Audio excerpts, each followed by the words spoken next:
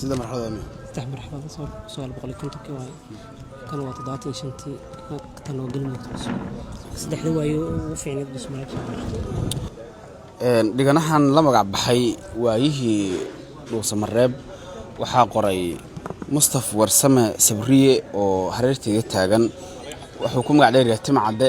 waxaan ka wareysan doonaa bandhigyadii kala duwanaa ee buugan iyo waxyaabaha ku qoran iyo taariikhaha uu xambaarsan yahay ee ku saabsan magaalada Dhuusamareeb waxyaabaha ugu muhiimsan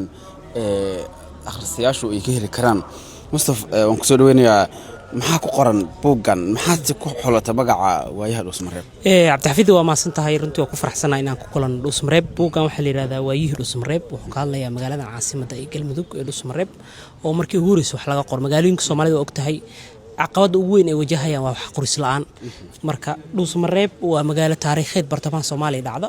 waxa la sheegaa in la deegaamay 1890 waa dhamaadka qarnigii 19aad cimrigeeda waa 130 sano 130 ka sano wax rikood diiwaan gashay ma jirin waana diiwaankii ugu horeeyay taariikhda ilaa hadda saddexda kafar buugga wuxuu ka kooban yahay sawirkaas waa 1950kii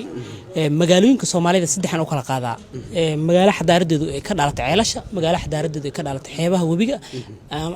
badda iyo xeebaha webiga marka Dhuusamareeb xadaaradeedu waxay ka dhalatay ceelasha Dhuusamareeb sawirkan waa 75 elbiyooda ahayd sawirkan waa 75 waa Maxamed Siyaad Barre oo xarig jaraaya mashaariic magaaladan waxay ahayd magaalada saddexaad ee ugu xarumaha badan Soomaaliya markii laga soo xarumaha ahaa magaalada saddexaad markii laga soo tagay Hargeysa Muqdisho sawirkaana waa Galmudug cusub marka saddexdii stage aslay magaalada horkaciidu waa ugu weynaa ayaa soo qaatay markii laga hadlay in magaalo taariikhdeeda laga sheekeeyo waxa ay dadweynuhu isweydiinayaan waxay u baahan kartaa waay aragnimo muddo dheer ah in dhalinyaraha tahay xogta buugan ku jirta dadku sidii u rumaysan karaan maadaama aad yartahay waa su'aal aad u muhiimsan oo mudan in laga jawaabo xogta adduunyada laba nooc waaye waa xog primary data iyo waxa la yiraahdo secondary data xogteena primary data oo xogta asaasiga ah Soomaaliya aad u adag tahay in la helo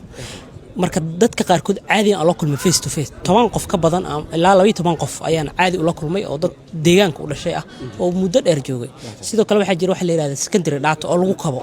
oo related ah magaalada sida madaxweynayaashii soo booqday sida maamuladii soo maray buugga hadii tiraad Dhuusamareeb maanta waa qoraya 20 page kama qori kartid marka waa in xogo kale oo related la ama la xiriira waa inaad ku soo dartid ilaa intee ku qaad ilaa 5 sano laakiin aragtidiisu waxay soo bilaabantay 2011 xilligan dugsiga sare dhameynaya aan ku fikiray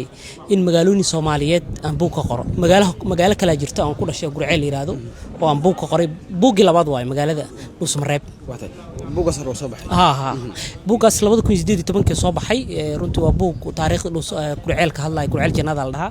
internetka iyo meel kasta netka ku jira maxaad ku xoratay inaad Dhuusamareeb aad ka dhigto u doorto inaad buug ka qorto runtii Dhuusamareeb waa magaalada caasimadda gobolka Galgaduud caasimadda Galmudugna waa tahay waa magaalo kobcaysa marka diiwaan taariikheedna ma lahan marka waxaan u arkay gaf iyo ceeb inay tahay magaalo dhan oo caasimad ah oo wax rikood taariikh lahayn adduunyada magaalooyinka waaweyn marka tagtid waxa lagu tusayaa taariikhdii baagii 500 sano 700 sano 1 sano dib lagu celinaya transformationkii ama marxaladii magaalada soo martay marka Dhuusamareeb waxay nasiib u yeelatay in taariikh la helo buugani wuxuu tixraac u noqon doonaa qof kastoo daraasaynaya taariikh magaalo iyo qof kastoo arday u baahan iyo qof kastoo dalxiisa oo halkan yimaado inuu xog uun ka fahmo waxaad sheegtay in maraaxil kala duwan oo ilaa 3 marxaladood ay soo martay isbedeladaas ku dhacay magaalada sidee u saameeyeen dad ahaan iyo deegaan ahaanba runtii magaaladan 3 stage ugu weyneed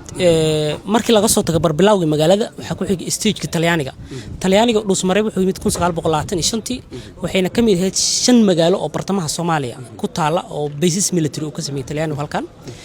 sidoo kale Talyaanigu xilligii dambe oo maamulka Office Administrazione Fiduciaria Italo Somalo 43 waa tuu Ingiriis halkan qabsaday kontonkii oo ka baxa Ingiriiska oo Talyaaniga lagu wareejinay horumarkii ugu badan Dhuusamareeb halkaas gaartay oo wuxuu dhisay dugsigan la yiraahdo Dhuusamareeb oo hadda soo arkaynay Shimbaraal Ra'iisul Wasaare Saacid Booqanay wuxuu kala dhisay taliskan booliska sidoo kale Daardheer iyo xarunta boostada isgaarsiinta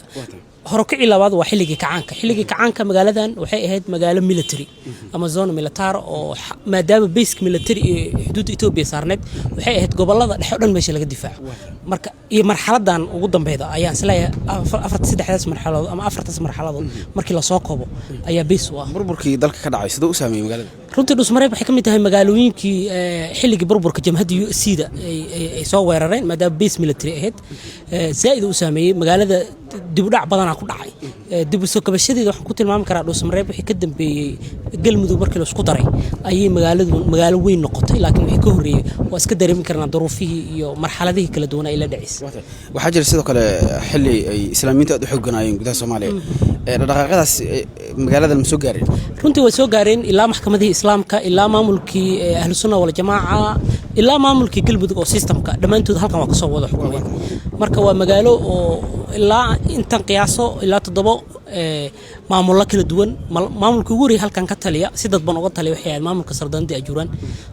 ajuuraan saldanad weyn oo waxay ahayd min Hobyo ilaa Kismaayo ka tali jirtay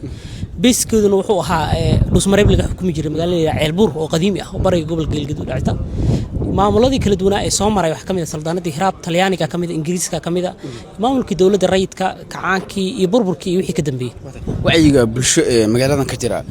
muxuu ku beesgaraysan yahay runtii wacyiga bulshadu waxa uu qabtaa inuu hadda dib u soo laba kacleynaayo inkastoo rafaad iyo dhibaatooyin fara badan bulshada la kulmayaan oo wacyiga bulshadu sida dadku raashin u quutaan loo baahan yahay dadka capacity building in loo dhiso marka muhiimadda waxa waaye in bulshada fahamkooda sare loo qaado inta badan dadku bandhigyada way xiiseeyaan laakiin stage-ka aan rabnay weli lama gaarin ugu dambeyntii waxyaabaha buugan ku jira specifically dadka jeclaan lahayd inay akhristaan maxaa kamid runtii magaaladan dhuusmareeb waa magaalo multicultural ah multicultural marka la Soomaaliya markii la yiraahdo dadka soo xukumay gudoomiyaasha gobolka iyo degmada soo maray dadka hadda deegaanka madaxda ka ah oo lagu tiriyo dadka duwanaa soo bixi jiray marka waxaan isleeyahay magaalo multicultural number 1 sidoo kale magaalo waxay ahayd fan kacaanka ku ah oo Xaliimo Khaliif Mogol oo fanaanad weyn oo Soomaaliyeed boqorada codka ayaa halkan ka soo jeeda Xasan Aadan inkastoo reedunsor yahay halkan uu ka soo jeeda deegaan ahaan maxamed siyaad bar oo madaxweyne Soomaaliya aabihii meel yira mirig